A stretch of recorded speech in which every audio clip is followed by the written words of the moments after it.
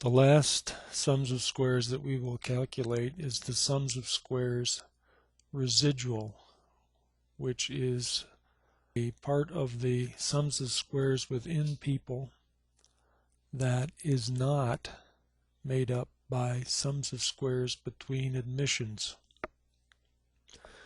The formula in 10.10 on page 318 indicates that the sums of squares residual is calculated by taking the actual value for any person and any admission, subtracting the mean for admissions, then subtracting the mean for people, and finally adding the mean overall. This value is then squared to get each individual component of the sums of squares residual. We're going to calculate the sums of squares residual in columns Q, R, and S. So we will begin for the first person and the first admission with equal and the left paren, and then we will go back to the original data and take the first admission for the first person, then minus, then we'll take the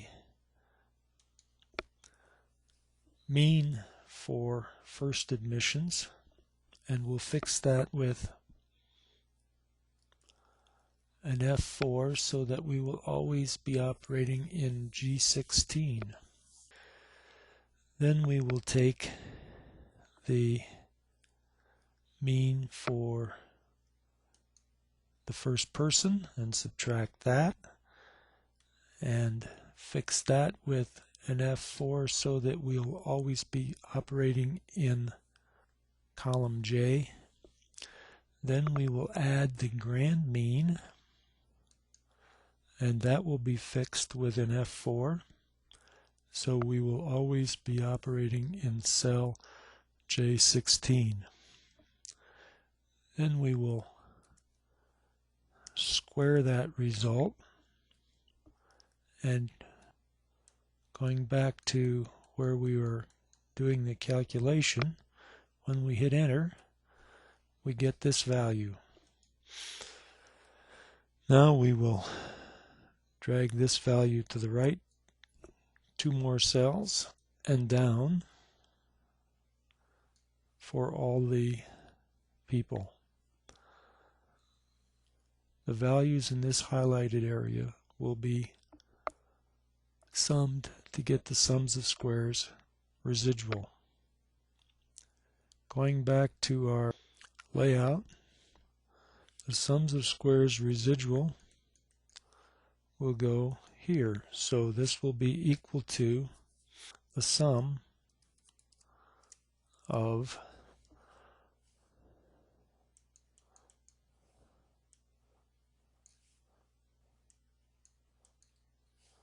these values here. And again, we don't have to multiply this times anything because we're working with each individual observation.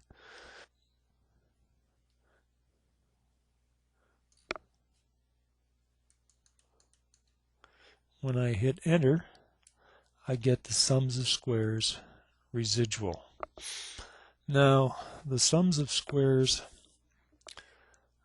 due to admissions and the sums of squares residual should add up to the sums of squares within cells. So I'm going to add those two together right here to make sure that we have the right answer.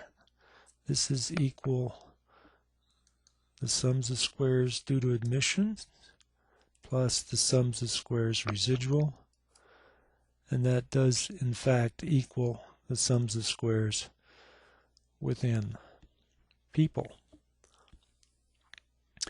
Also, the sums of squares between people and the sums of squares within people must add to the sums of squares total. So we will make sure these two add.